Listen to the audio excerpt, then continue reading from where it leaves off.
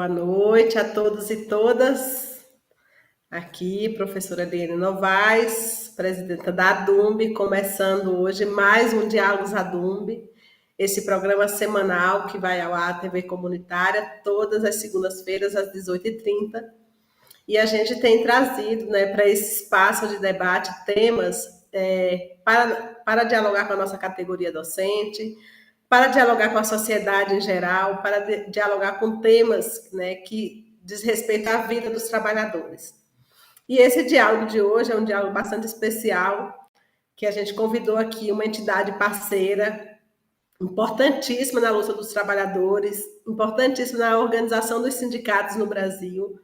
E a gente queria convidar aqui para esse nosso debate de hoje a Mariel Lopes, que é do DIEESE, o DIEESE, que é uma entidade parceira aqui da ADUMB, mas também parceira, na articulação de diversos sindicatos pelo Brasil, que tem um importante trabalho na organização de estudos e de pesquisas que dialogam com as demandas dos trabalhadores. Então, um órgão que tem uma contribuição muito grande para os sindicatos, porque nos subsidia com dados, com informações, com reflexões políticas, que ajudam o sindicato e das diversas categorias a se organizarem. Vou passar para a Mariel para ela fazer essa saudação inicial e logo depois eu volto aqui para a gente continuar esse nosso diálogo de hoje. Seja bem-vinda, Mariel. Obrigada, Eliane. Obrigada, ADUMB, pelo convite, Em nome do DIEESE, eu agradeço a oportunidade de falar com a categoria dos professores da UNB. E o DIEESE, para aqueles que não nos conhecem, nós somos uma entidade mantida, fundada e mantida pelo movimento sindical. Vamos fazer agora 67 anos. Hoje ou amanhã? Acho que é amanhã, se não me engano, então já é o nosso aniversário. É uma entidade que existe para auxiliar o movimento sindical, em busca das melhores condições para as categorias de trabalhadores no Brasil, Então, nós começamos lá no final da década de 50, discutindo, índices de inflação, de reposição de perdas salariais de trabalhadores naquele momento ali do setor privado, primeiramente em São Paulo e depois no resto do Brasil. E hoje em dia auxiliamos entidades no país inteiro, Temos alguns convênios, com o setor público, sempre pensando no que é o melhor para o trabalhador, em como melhorar as condições de vida dos trabalhadores, tanto do setor público como também do setor privado. Mariel, mais do que apresentado o DIEESE, a gente aqui na ADUMB tem uma parceria, nós somos filiados ao DIEESE, uma decisão política muito importante. Nós fizemos com o DIEESE, neste ano, desde o início do ano passado para esse ano, um importante trabalho, Mariel, que foi um estudo sobre as perdas salariais da categoria docente do ensino superior, um estudo muito importante que demonstrou, para toda a categoria, o quanto a luta pela reposição salarial é fundamental, mas também a luta por diversos direitos que a gente perdeu ou foi perdendo ao longo desses anos. Então, essa nota técnica está disponível no site do DIEESE, no site da ADUMB, e dizer, Mariel, que foi um instrumento de luta muito importante para o debate que a gente fez esse ano dentro do movimento sindical docente do ensino superior. Então, essa parceria com o DIEESE, ela é sempre muito bem vista, muito bem aceita, e tem uma importância enorme para nós da ADUMB. Nós temos muito respeito e orgulho de ser filiados ao DIEESE, de ter essa contribuição nesse processo de reflexão do nosso sindicato, especialmente da nossa categoria. Então, queria aí começar dizendo isso, da importância desse trabalho.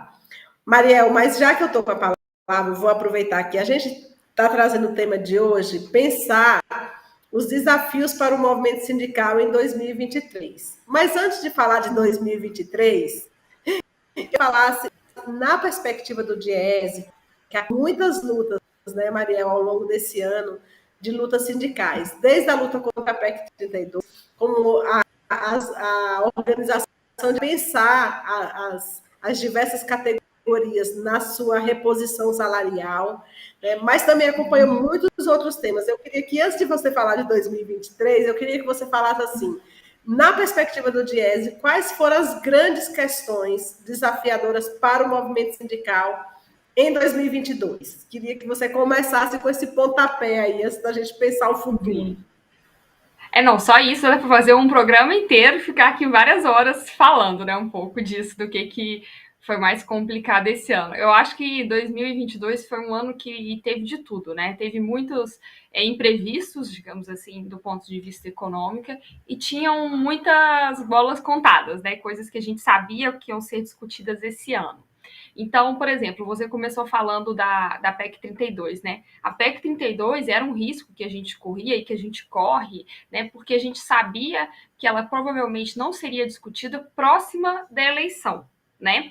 Porque é um tema muito impopular e que não traria votos, né, para os deputados e para os senadores. Por outro lado, ela foi utilizada, né, como uma maneira de barganhar, principalmente pelo presidente da Câmara, né, tentando conseguir apoio antes da eleição e dizendo que imediatamente após as eleições ela voltaria a ser discutida, né? Então a gente tinha muita chance de que 1º de novembro ela voltasse a ser discutida na Câmara dos Deputados, né? Felizmente isso não aconteceu, mas não significa que ela não continua sendo um dos maiores problemas que a gente tem que lidar, né? Porque assim, um projeto de lei ele pode estar parado no Congresso, né? Mas enquanto ele não foi votado ou, né, assim, rejeitado ou totalmente extinto, ele é sempre uma possibilidade que está ali, né, para voltar e nos atrapalhar, né? Isso, obviamente, mostra como que é importante a gente discutir, né, a eleição dos deputados e dos senadores, né? E a mesma coisa nos deputados estaduais, claro, das assembleias regionais, né? Porque são essas pessoas que têm esse poder, né? O presidente da Câmara, especificamente, que determina a pauta mais importante que é discutida no país, né? Então, a gente sabe o poder que o Congresso teve nesse último ano, né? Hoje mesmo é um dia de discussão e de término da votação sobre o orçamento secreto no Supremo Tribunal Federal, e isso é uma coisa muito importante, né? Porque a gente observou nesses anos do governo Bolsonaro como que o Congresso tomou para si um protagonismo, né? Que o governo abriu mão em troca de manter-se no poder e não ser desafiado por milhares de pedidos de impeachment, né, o governo abriu mão do poder sobre o orçamento. Então, 2022 foi um ano que teve muito reflexo disso também, né? Para começar, os inúmeros cortes que foram feitos no orçamento ao longo do ano, né?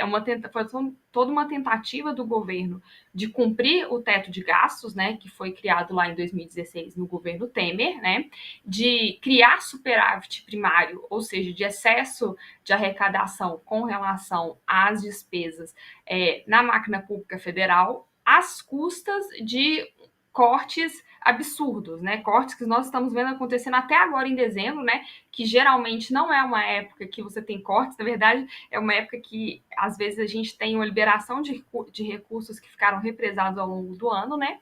E a gente viu na semana retrasada o governo com possibilidade de não pagar as bolsas, né, dos bolsistas da CAPES, CNPq, não pagar a aposentadoria. Isso aí eu acho que é uma das coisas mais importantes que a gente não pode esquecer. Se não fosse a articulação que está sendo feita pelo governo do presidente Lula, que vai entrar em janeiro, e principalmente, né, do novo ministro da Fazenda que a gente vai ter, que é o Fernando Haddad, não teria dinheiro para o INSS arcar com pensões e aposentadorias em dezembro de 2022. E isso tudo foi uma escolha política, né, que o governo fez no final de 2021 e ao longo de 2022 de alocar todos os recursos para tentar a reeleição do presidente da República. Não conseguiu a reeleição, então, assim, deixa para o próximo governo ver o que vai fazer, como que vai cumprir o orçamento de 2023, né? Eu acho que para os trabalhadores isso foi um ano de muita insegurança, né? Tanto no setor público como no setor privado. O setor público, nesses últimos 4 anos, ele esteve tentando, né, muito, e aí tanto os trabalhadores da administração direta, né, os funcionários públicos estatutários, como aqueles também que trabalham em regime de CLT, né, ou de contratos temporários, né? Então a gente viu nas empresas públicas, no setor público, em todos os níveis, né? Primeiro lugar, a ausência de reajustes, né, completo. Esse estudo que a gente fez junto com a Dumb mostrou um pouco isso, como que o cenário foi complicado nos últimos anos, né, e a gente tem estudo para outras categorias que mostram esse mesmo tipo de problema, né. Esse cenário de ausência de reajuste, um cenário de inflação alta, né. A gente teve uma diminuição da inflação ao longo desse ano que não aconteceu porque a situação econômica melhorou, mas ela aconteceu porque o governo federal, pensando novamente nessa questão da necessidade de se reeleger, né, fez um corte de impostos nos impostos federais e no ICMS, né, que é um imposto estadual, nos combustíveis e na energia elétrica. Com isso, né, a inflação, que estava sendo muito puxada por esses fatores, principalmente devido à desvalorização da nossa moeda, né, do real frente ao dólar, a inflação diminuiu. Então, de maio para cá, a gente foi vendo uma tendência decrescente dos preços, né? O que é muito importante para os trabalhadores, né? Obviamente, a gente teve 2021 e 2020 anos de inflação alta, né? Inflação, no caso de 2021, subindo, né? Passando de 10%, de 11%. Então, essa tentativa do governo funcionou.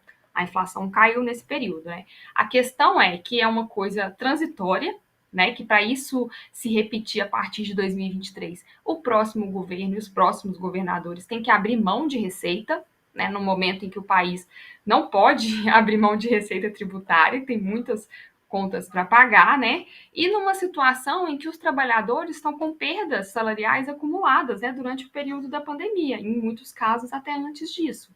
Então, apesar de que houve uma diminuição da inflação agora nesse ano, e a gente observou, né, nos estudos do DIEESE agora até novembro, que a maior parte dos reajustes das negociações salariais estão conseguindo reajustes iguais ou um pouco superiores à inflação, isso considera só o que está acontecendo em 2022. Então, a inflação passada, a reposição dessas perdas, não está acontecendo. Eu acho que isso é um grande desafio para os próximos anos, principalmente se a gente não tiver uma diminuição da inflação, né, que tornaria tudo muito mais fácil.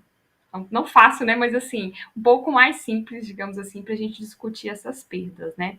Uma outra questão também muito importante, que acho que é para o movimento sindical e tudo, foram as questões das demissões, né. No setor público, a gente teve a privatização da Eletrobras, né, que foi uma privatização muito criticada por nós, né, que discutimos o mundo do trabalho, mas também por vários economistas de vertentes ideológicas muito diferentes, porque a privatização da Eletrobras, isso foi mostrado antes dela ser votada, ela vai significar aumento na conta de luz dos brasileiros nos próximos anos.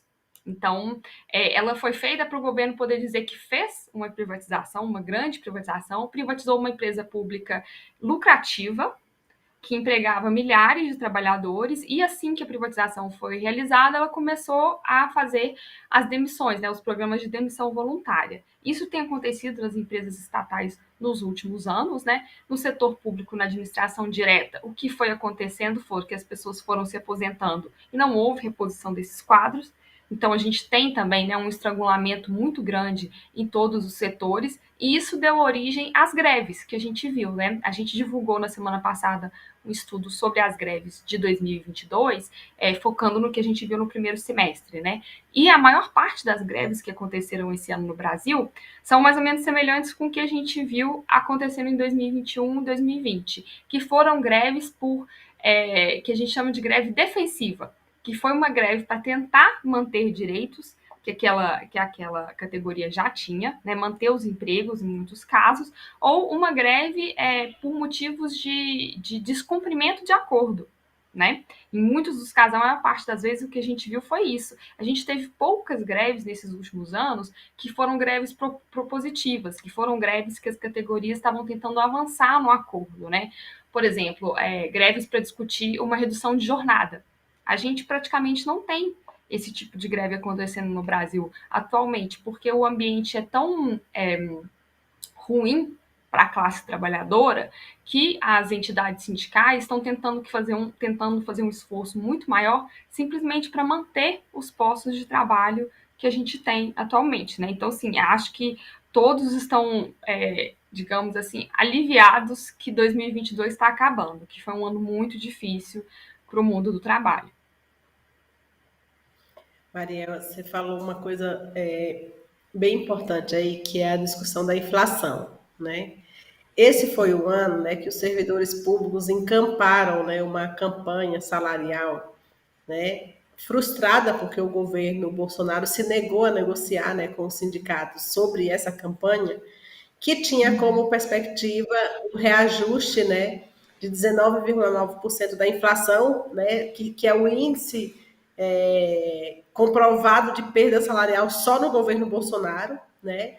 Lembrando que os servidores públicos, né, principalmente essa categoria de professores da universidade, estão sem aumento salarial ou reposição desde 2016, mas esses 19,9% que era a pauta, né, de luta salarial também foi negada pelo governo, né? Então, assim, foi um ano em que não só defendeu o serviço público contra medidas como a PEC 32, que é a PEC da reforma administrativa. É bem importante a gente lembrar isso, né? Que nós estamos falando aqui da PEC 32, da reforma administrativa, né, gente? Agora a PEC 32 que está lá no Senado é a PEC da transição, que inclusive está fazendo uma discussão de reposição orçamentária, né, de algumas áreas, né, que sofreram muitos cortes do governo. Mas trazendo esse debate da reposição salarial, né, trazendo o debate do orçamento, né, trazendo o debate que a gente viveu, talvez na história desse país, o maior índice de cortes, né, do orçamento de pontos estratégicos do desenvolvimento do país, como pesquisa, como inovação, como o papel das universidades, né, que tiveram cortes sucessivos, perdas orçamentárias muito grandes. Então, olhando isso, né? Olhando isso, na sua perspectiva, quais são os grandes desafios que ficam para o movimento sindical nessa perspectiva de luta? Porque a gente tem duas, né, questões. As pautas, né? As pautas de luta que movimentam a luta sindical, que movimentam a organização, mas a gente tem uma segunda pauta que também é dos movimentos, que é a defesa da democracia, né? Então, eu queria que você falasse um pouquinho dessas duas perspectivas, porque são questões que estão interligadas, né? Porque há, de Sim. fato, uma tentativa de romper com o processo democrático, né, e manter esse governo, que é o estado de coisas de retirada de direito, de demissões, de privatizações, como você levantou. Fala para a gente, assim, da perspectiva do Diese, como é que o Diese está vendo essas duas questões aí. Eu acho que é impossível separar uma coisa da outra. Assim, essa tentativa de manutenção de um governo que rompe com a ordem democrática, ela quase foi bem sucedida. Esse que eu acho que é o maior susto, digamos assim, né, que a gente tem que lidar com o fato de que o governo usou todos os artifícios previstos em lei, ele foi além, né? Ele mudou a lei, porque a gente tem que lembrar uma das coisas que eu acho que nenhum de nós pode esquecer para os próximos anos é que o governo pegou a lei eleitoral e a lei de responsabilidade fiscal, inclusive, que é tão usada para não dar reajustes, né, para os servidores públicos, para todo tipo de discussão de negociação, tem sempre o governo com a lei de responsabilidade na mão, fiscal na mão, falando, não posso fazer isso, aqui é a lei, né? E o governo federal pegou essas duas leis esse ano e simplesmente rasgou. Né? Porque ele criou, ele fez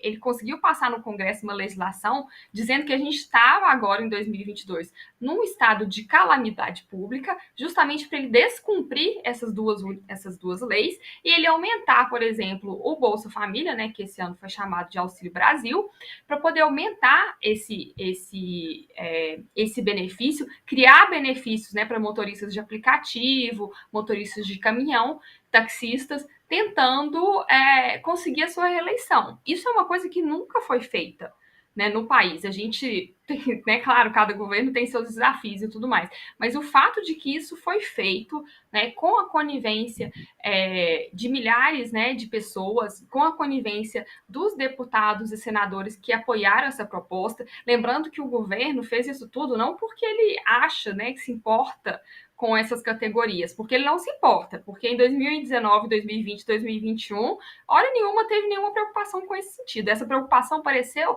lá para maio, né, junho, quando ele já estava fazendo essa mudança nas alíquotas do ICMS, e os índices de popularidade e os índices de intenção de voto não melhoravam, né? Então surgiu essa possibilidade de aumentar o valor desses benefícios à revelia das leis de responsabilidade fiscal e da lei eleitoral. Então, assim, a gente vê que a questão política tem um impacto muito forte sobre a questão econômica. Porque o que acontece agora, né? Que o próximo governo entra com um Congresso extremamente conservador, com um Congresso muito ligado aos interesses que mantiveram esse governo Bolsonaro no poder. Então, a gente tem bancadas muito grandes representando os empresários, representando o agronegócio, né, representando categorias cristãs, né, muito organizadas, e a gente tem que não há um ambiente propício, digamos assim, né, para discussão propositiva para o lado dos trabalhadores. Então, o governo federal vai ter um papel muito importante. Em primeiro lugar, né, tem essa questão de retomar o acesso ao orçamento, né, que hoje, com essa discussão do orçamento secreto, ela volta a funcionar, né? Então, os próprios ministérios, né, e aí a gente pode colocar o Ministério do Trabalho, por exemplo, né, entre todos os outros, falando um pouco aqui mais do caso do mundo do trabalho, todos eles sofreram cortes sucessivos, né, das verbas desses últimos anos. E o dinheiro, entre aspas, que sobrava era direcionado para o orçamento secreto, né? Para comprar trator, para fazer convênio, fazer 15 mil exames de vista numa cidade que tem 5 mil habitantes, todas essas distorções, né, e essas corrupções do orçamento secreto que o governo fez utilizando o orçamento público, né, que deveria ser direcionado para as outras áreas. Então, eu acho que o maior desafio é isso, é fazer um orçamento, ter a discussão orçamentária real. Porque a proposta que o governo tinha para 2023, supondo que eles tivessem conseguido a reeleição, eles teriam que abrir créditos extraordinários para 2023, porque não é possível cumprir aquele orçamento, né? Em muitos casos, você não tem verba em alguns setores. Então, por exemplo, as universidades não funcionariam, né, ao longo do ano. O que, infelizmente, a gente sabe que não é uma coisa que preocupa o atual governo, né? Se fechar a universidade, tudo bem, a gente é contra as universidades, né? Se parar de pagar auxílio para as famílias mais pobres, tudo bem, a gente nunca preocupou com essas pessoas mesmo, né? A gente teve aumento da vulnerabilidade social, da insegurança alimentar em níveis tão alarmantes nos últimos anos, durante a pandemia e agora, depois, e a gente não vê nenhuma tentativa de desenho de política pública para lidar com isso. Então, a gente consegue, a gente vê no DIEESE que vai ser um ano, 2023, muito mais complicado politicamente e economicamente, e do ponto de vista dessa discussão da correlação de forças, né, no Congresso Nacional e na sociedade civil, porque a gente não está num ambiente propício para os trabalhadores. A maior parte das vozes no Congresso não representam os trabalhadores, né? E a gente vem de uma reforma trabalhista em 2017 e uma reforma da Previdência em 2019 que foram muito maléficas. Então, o mais importante é que a gente não pode abrir mão dos instrumentos, né, da nossa coletividade, né, que fazem com que os nossos interesses sejam representados.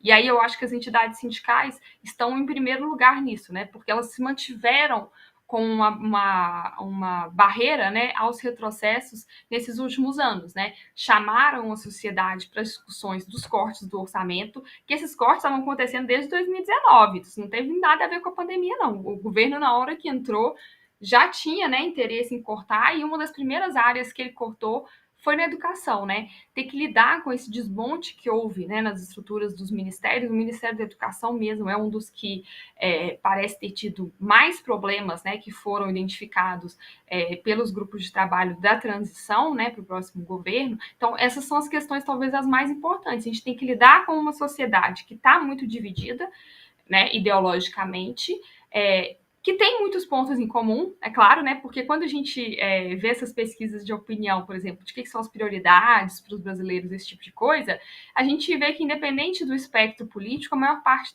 das famílias tem mais ou menos o mesmo tipo de prioridade, né? Quer ter um salário bom, quer ter acesso à saúde, quer ter segurança, esse tipo de coisa, né? Acesso à educação e tudo mais. Então, eu acho que é importante que o movimento sindical, principalmente, em 2023, tome para si esse papel de defender esses interesses, que foram os interesses que ficaram sem ser ouvidos nesses últimos 4 anos. A gente está chegando ao finalzinho aqui do nosso bate-papo. A gente sempre vê assim, é super rápido, né? Porque a gente quer falar de tantas coisas. Mas eu vou devolver para você fazer suas considerações finais, mas eu queria que você respondesse uma provocação, né? Nós sabemos que nós teremos um governo bastante. É claro que a eleição do presidente Lula é muito importante para a classe trabalhadora, porque a gente sabe que existe, né, na própria plataforma do governo, uma tentativa de retomar temas importantes, né? De valorização da universidade, da ciência, da tecnologia, né, do direito à educação. Mas a gente sabe que não será um governo fácil, né? Dado a pressão que existe na própria composição do governo, dado que existe também um grande déficit, né, deixado nesses últimos, não 4, mas 6 anos, né, desde o golpe de 2016, que é uma retirada sucessiva de orçamento, né, de áreas importantes como saúde, como educação, né, como pesquisa e ciência e tecnologia públicas. Mas, diante de tudo isso, existe uma importância muito grande da organização da sociedade, dos sindicatos, dos movimentos sociais. Então, queria, assim, para você finalizar já, fala assim, como é que fica tudo isso, né? A gente vai precisar continuar na luta, né? Então, queria que você falasse um pouquinho, assim, para 2023, né? O que é que fica de grande desafio para os movimentos sociais nesse enfrentamento? Eu acho que o mais importante, assim, né? Quem dera que eu tivesse a fórmula certinha, né?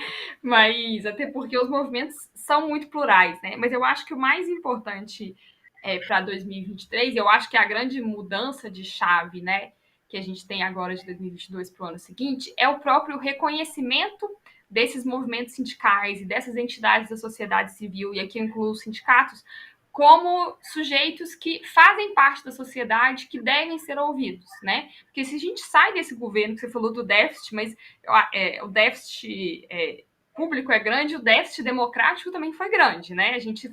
Foram 6 anos de retirada de direitos, justamente porque o lado que estava no poder, né, não reconhecia esses movimentos sociais e essas entidades da sociedade civil como representativas, né? E eu acho que se você tira esse orçamento, você tira essas pessoas da mesa, né? Você tira essas pessoas da discussão e você apaga simplesmente esses problemas. É como se você não discute, é como se eles não existissem, né? Então eu acho que o mais importante para 2023 é trazer de volta essas discussões. Acho que, como você mesmo falou, né, não vai ser um governo fácil. 2023, especificamente, desde 2021, a gente já sabia que, do ponto de vista econômico, seria um ano muito difícil, porque já em 2021 o governo mexeu no orçamento naquele momento para não pagar em 2022 todos os precatórios que ele deveria pagar, para não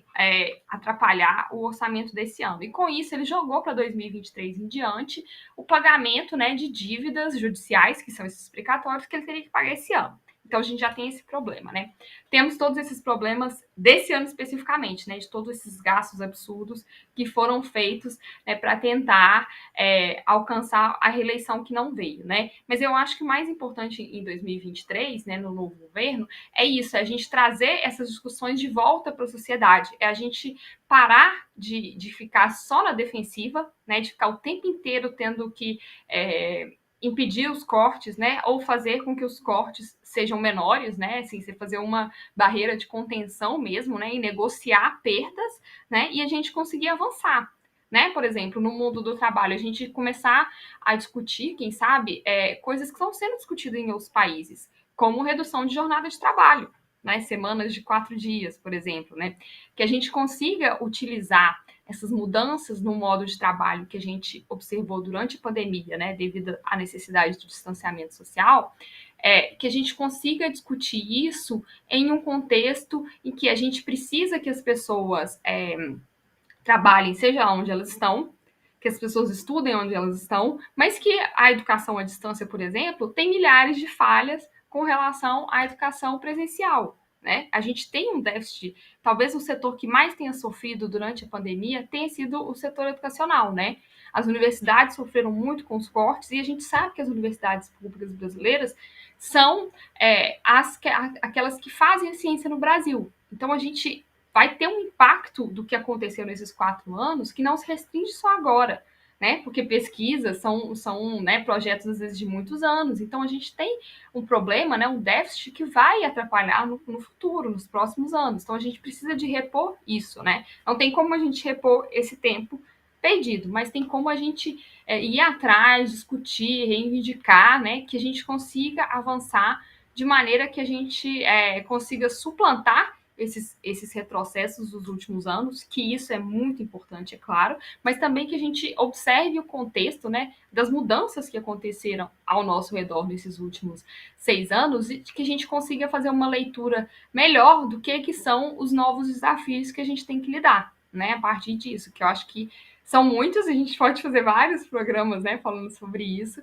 mas eu acho que o mais importante é isso, trazer essas discussões de volta, né, e tentar talvez indicar um pouco, né, para a sociedade como essas discussões são benéficas, né? O fato de você ter conflitos, de você ter alguns impasses, né, e você ter vozes muito dissonantes, isso não é ruim, né? A gente passou muitos anos, né, em que isso não aconteceu e acho que a gente está um pouco desacostumado com isso, né, com essa disputa de narrativas, né? A gente teve uma narrativa única nos últimos 6 anos, né, como você disse, e está na hora da gente trazer essas discussões que ficaram escondidas durante 6 anos e muitas discussões que nasceram, né, a partir desses últimos anos, principalmente com pandemia, que é um assunto também que a gente tem que discutir, né, memória, discutir responsabilização, né, todas essas questões, não tem como a gente esquecer disso no mundo do trabalho, porque em alguns setores, o setor de saúde, né, por exemplo, vários setores isso aconteceu, claro, estou falando assim dos que conviveram, né, em primeiro lugar com a pandemia, né, a gente teve milhares de mortes, né, e a gente tem setores que foram muito desfalcados, e além das questões econômicas, a gente tem que pensar no que é a memória, o que é o luto que o Brasil não viveu ainda, né, com essa pandemia, porque a gente estava tentando sobreviver. Então, talvez agora seja o momento de pensar nisso também.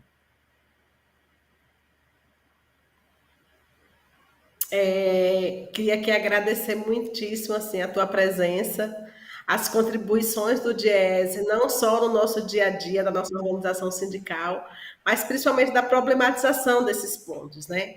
De que o mundo do trabalho traz muitos desafios para a organização sindical, para a sociedade como um todo, e vai continuar sendo desafiada, né? Uma mudança de governo é extremamente importante, mas a gente não pode ter ilusão que a luta de classe continua. Garantir a posse do presidente eleito é um desafio, sim. Garantir a legitimidade desse governo fazer o seu governo também é um desafio.